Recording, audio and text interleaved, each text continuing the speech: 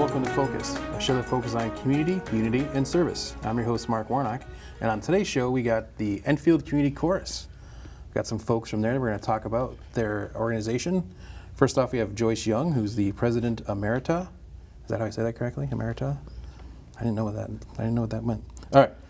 Next up, we have Jules LaRocca, the music director, and we have Emily Clifford, the president of Enfield Community Chorus. So, Joyce, tell us a little about the Community Chorus and how it came about and what you guys actually do. Okay. We started in 1976 during the bicentennial, and as part of the town celebration, my friend Alice Allen and I decided we'd do a musical. And we did. We were lucky to have it narrated by Brad Davis of radio and TV fame, and we gathered about 60 people from around town, different churches, choirs and things, people who like to sing. And we rehearsed for several months and then presented a concert at JFK School. And we had such a grand time doing it. I said to Alice afterwards, gee, this was great. Too bad we can't, keep it up. And she said, I don't see why we can't. So we did. And the rest is 47 years later, here we are. Yeah. So what was, I know everyone's probably wondering, what was the musical that you guys did in 76? It was 200 years of American music. Oh. We did kind of a history. Nice. The first song that was recorded or written in here in the States, and right up to the present day, and all the popular music. So that was the basis of the whole thing. Wow. So, are you still involved in the chorus to this day? Yeah. Okay.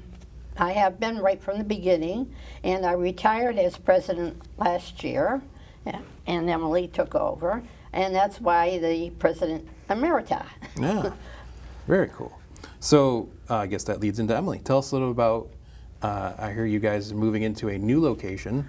Yes, away from we're so JFK. Excited. We're always going to have fond memories of Hazardville United Methodist Church giving us like a great place to grow. But now we're able to go to the town annex, and I mean a bigger stage, huge amounts of parking. It just really opens up the chorus in terms of visibility to the public, because even though it's been going strong for 47 years, it's like one of Enfield's best kept secrets, and we want people to know that we're here, and we're always looking for new members, and people can keep working on their musical game with the community chorus. Now, for folks who don't know what the annex is, it's the old Fermi High School. That's right. Location. Okay. So, you guys, how often do you guys perform and have events? So we start rehearsing in September, and it culminates with 2 Christmas concerts in December, and those are very popular and well attended, and it's just something that brings a little bit of holiday magic to the start of the season. People are busy and running around with errands, trying to take care of shopping. So to be able to just go and enjoy some beautiful music, it's just a really, really big treat for a lot of people, and they look forward to it a lot. That's great. So tell me a little bit about how you got involved in being a part of the community chorus as well.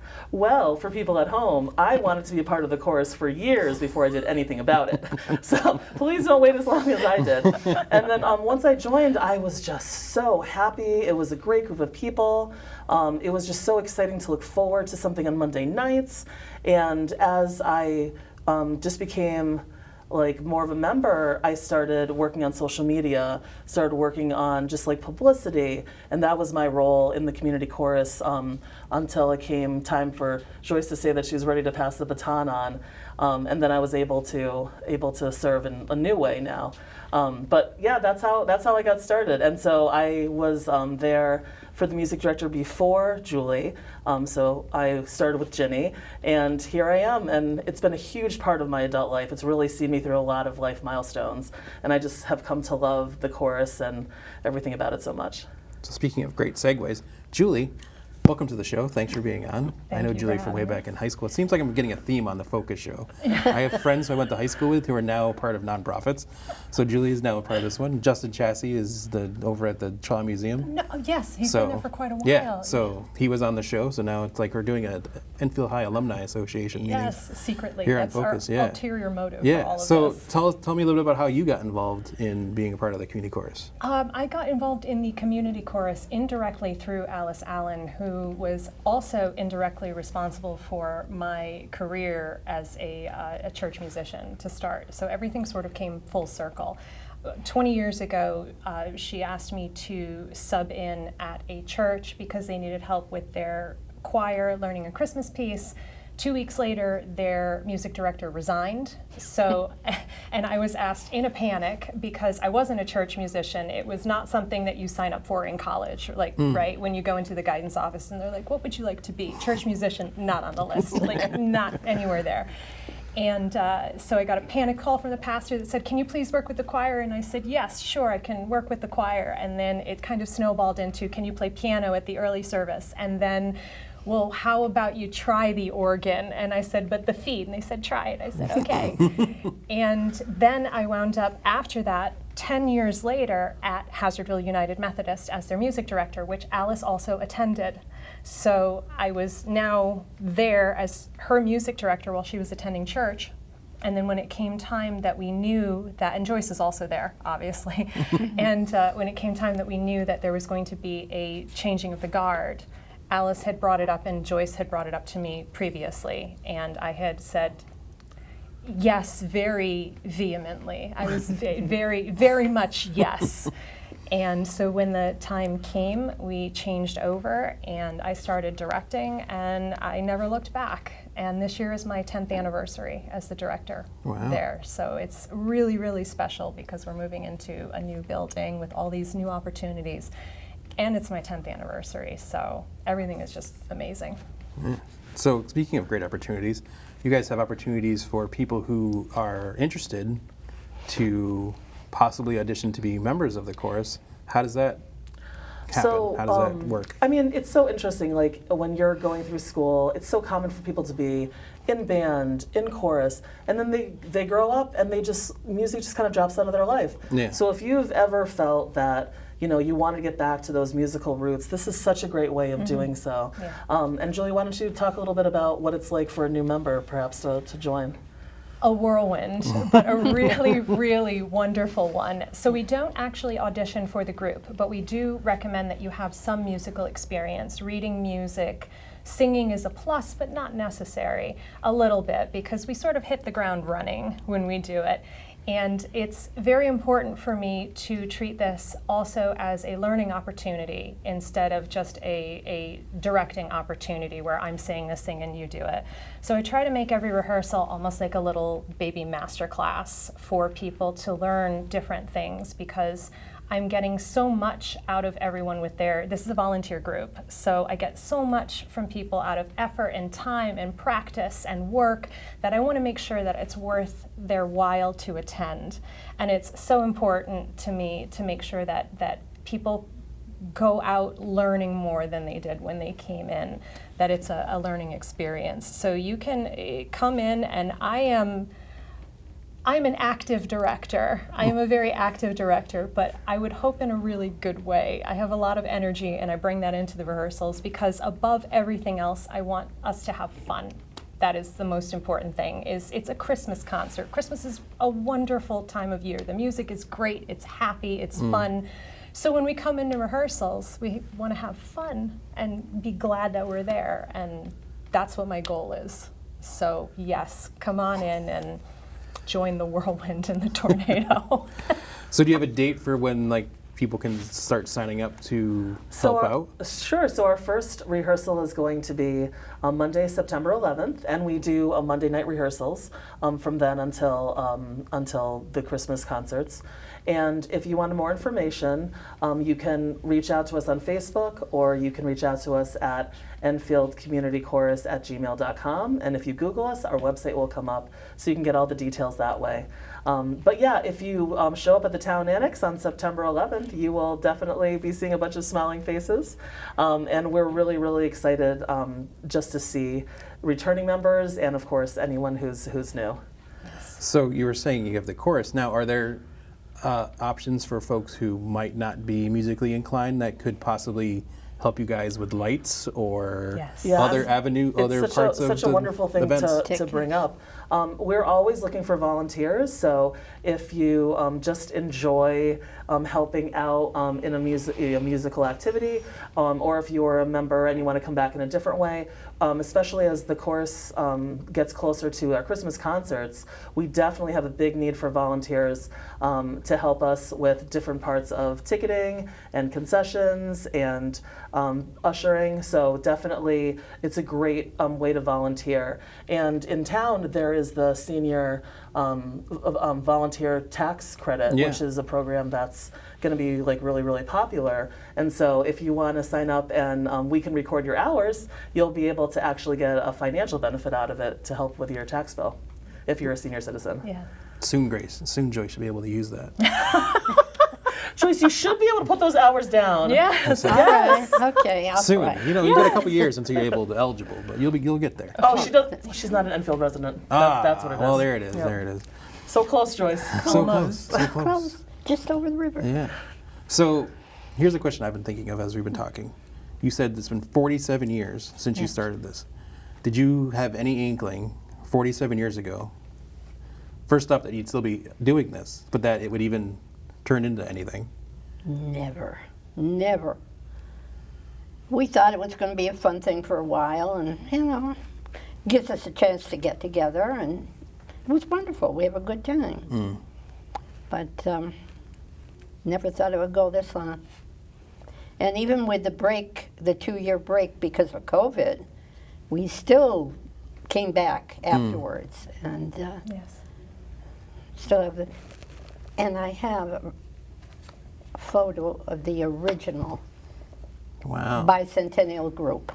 That's amazing. We'll That's put that in. You can't see it. You 1976. can't see it, but we'll add it. You'll see it in the screen as we're talking about it. But thank you guys so much for your time. It's been great. I can't believe we've blown through it already, but you guys have been great.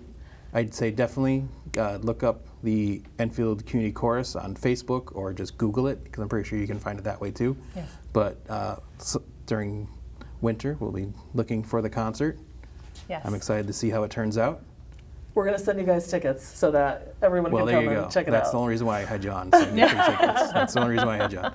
But thank you so much for watching, and we'll see you here next time on Focus. We just decided that we wanted to do something to help other families who were going through what we went through with Luke, and that's why we started the foundation. If I could be you, and you could be me for just 1 hour. Walk a mile in my shoes. Walk a mile in my shoes. You can talk to me if you're feeling sad. Thanks for hearing me out, bro. Whenever you need to talk, I'm here, okay?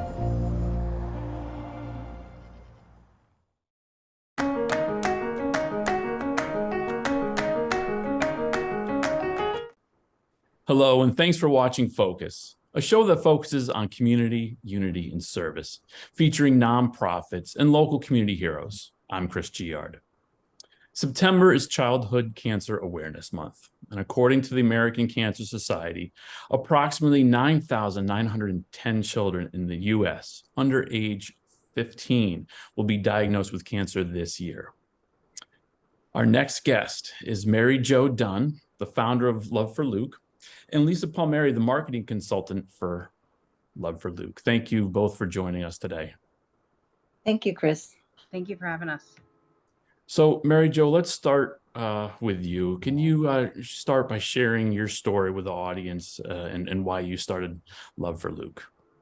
Sure. My husband, Shane, and I lost our 17-month-old son, Luke, to cancer in 2015.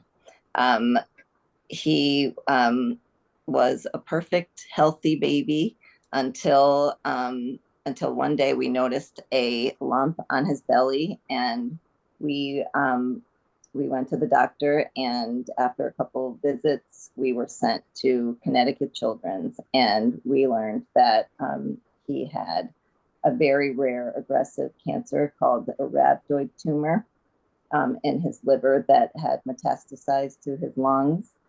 And from the beginning, there is not a very high success rate for treatment or cure of a rhabdoid tumor. So we were believing in miracles, and, never in our minds made room for the worst. But after 4 months of treatment of chemo, radiation, Luke passed away on August 12, 2015. And, obviously it was the most devastating thing that could happen to parents. And, after grieving and, we just decided that we wanted to do something to help other families who were going through what we went through with Luke. And that's why we started the foundation. We wanted to give back and just be a support, an emotional support, a financial support for other families. And we thought with the help of our community, we could make a difference in honor of Luke. Yeah, I'm so sorry to hear that. I think the organization, it's something that it's doing great things for our community and people that are, dealing with the situation. Lisa, how did you get involved? And maybe talk about, what are some of the things you do with the organization? It's been a couple of years. It was during COVID that I had, I'm a photographer, marketing, person, and COVID shut down everything, and I was one day with my daughter. Our kids are a year apart from each other, and I was looking on Facebook. Just I had time to kill with COVID, and the world shut down. So I was going through my feed, and something popped up. I forget which group it was. It was maybe like a mom's, one of a mom's group or one of the town forums, and it was a call looking for help, someone who wanted assistance putting a website together because they were diligently looking to help a family, who was up against, some big time struggles. And I messaged back, and it happened to be Mary Jo. And I said, hey, I have the capabilities. If you're interested, I would love to help you.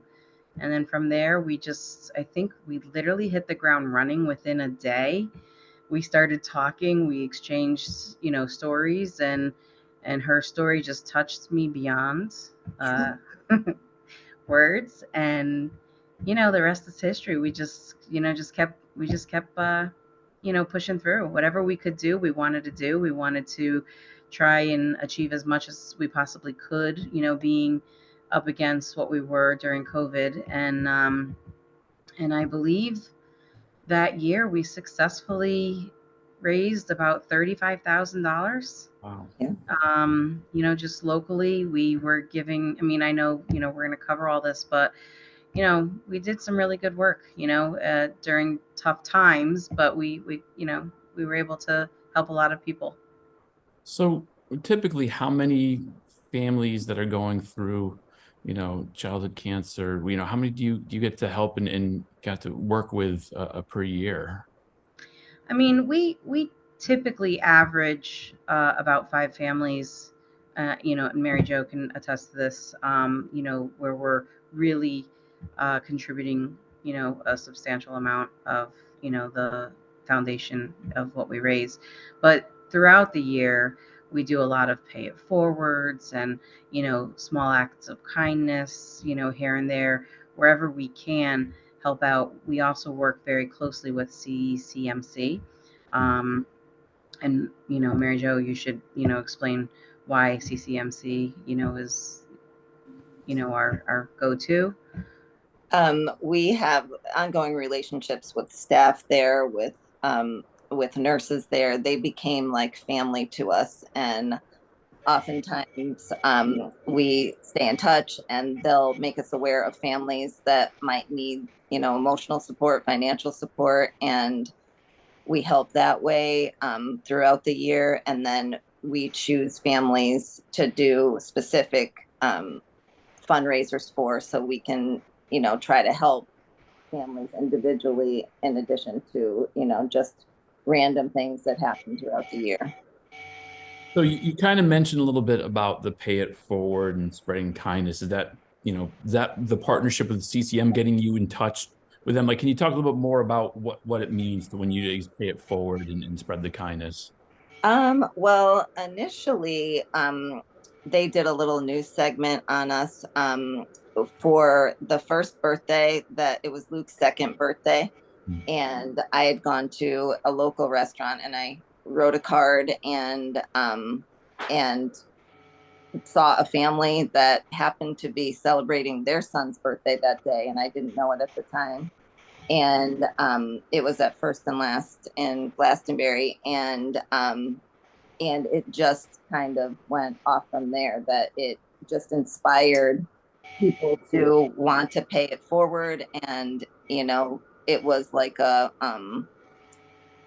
ripple effect from there. And since then we do many pay it forwards, like just in our day-to-day lives at Dunkin' Donuts or the car wash, or getting a pizza. We'll just pay it forward to the family behind us, and it goes on, and it makes people feel good, and people want to do it and help other people. And just a small act of kindness can make someone's day. We have little pay it forward cards that have Luke's picture on it and tell a little bit of our story, and how to contact us, the website and email and all that. And people have reached out to me saying that they were a recipient of that act of kindness and how much it has meant to them. So you get these people that reach back out to you, and obviously they're thrilled that somebody took the time to do something kind for them. How can people that are watching this get involved and try to, spread some of their own kindness towards others that are in need, or just volunteer or help out? What can they do to, first off, get in touch with you, and talk about some of the opportunities for them? So we have a website, and it's love, LOVE, the number 4, Luke, LUKE.org. And on the website, at the very top, there are a very simple way to get involved. It's literally called Get Involved. And you click on that, and there's a form. First, it'll ask you, like how you want to get involved. And if you hit fundraising, from there, it gives you kind of like a 101 of, tips, fundraising tips, maybe some categories that you potentially, could get involved with, and some ideas. And then it would ask you about the efforts that you're looking to put forth. It's very, very simple. We just ask for your name, your email, your phone number, the date of an event, if you have an actual physical event, or if you even want to do like a little tiny something, you and a couple of friends want to donate something, you can put that into location, and then you just submit the form, and then we'll work with you through that. And then the most basic way is also just to hit the donate button, and you can donate as little as $5 all the way up to $1,000. And again, you can do that in the name of someone. You can just do it, with your name, and you can, do a $5 donation every month. You can do a one-time donation. It all depends on what you guys are, anybody's willing to do. We're more than happy to work with everybody and anybody. So I know there's a campaign going on where if you have an event like that, you obviously take on corporate sponsors, but it could be something as simple as, like I know my kids wanted to do, like a lemonade stand. We're running the gamut, right? Absolutely. That's great. Absolutely. Literally. I mean, because kids, I mean, I have a 6-year-old, Mary Jo has 2 5-year-olds. I mean, they want to get involved. They Sure. love to be a part of it. They really do. So they want to do a lemonade stand. Let's do it. They want to do, and we were actually just talking about this morning. I mean, so many kids in school want to, feel like they're contributing to something, and they want to feel like, they can serve, some bigger purpose to something.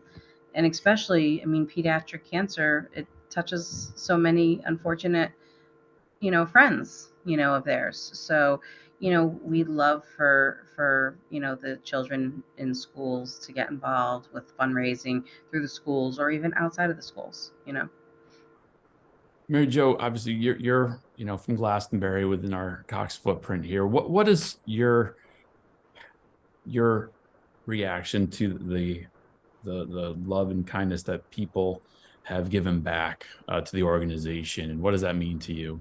Oh my gosh, I could never put that into words. Just the love that strangers have, there's I mean countless hundreds of messages and people just following our story and, rooting for Luke, and then, so devastated for us when he passed away and wanting to help and messaging me, with their Love for Luke shirt on, saying that, just thinking of Luke and, just bought somebody a coffee today, in honor of him. And, after like being a parent who's lost a child, there's nothing more special to you and more important to you than to have your child remembered, and to have him remembered in such a positive way that brings joy to other people. Like that's the most important thing for us, is it to bring, happiness and comfort and to help other people because of his little life, just wanting to give back, so that his legacy lives on in such a good and positive way. So can you share with us some upcoming events you have scheduled? Yeah, currently we're doing our September pediatric cancer awareness month. I apologize. Campaign where we're doing $5 Fridays, and we're looking for donations all week long. But of course, every Friday, $5. Share it, donate it, spread the word. Then this Saturday, September 9th, we have Glastonbury movie night, and that starts at 6 p.m. Check out our Instagram and Facebook for the details. Everyone is welcome. It's a free event and lots of fun. And then also we have plans for November 9th, a lot of nines. November 9th, we have an Extreme Music Squares, which is basically bingo meets Name That Tune. So much fun, just ridiculous amounts of fun, and lots of fun music. It's DJ'd, and then it's emceed by meteorologist Ashley Baylor. It's just a ton of fun. And again, details on our website and Facebook and Instagram. And then we have one last one we're working on. We haven't finalized the details, but come and check out again, information online. We're looking to do a potential toy drive. Great. So there's a lot of information there. People go to loveforluke.org to find out more. Mary Jo, Lisa, thank you so much for being guests on Focus. Thank you so much, Chris.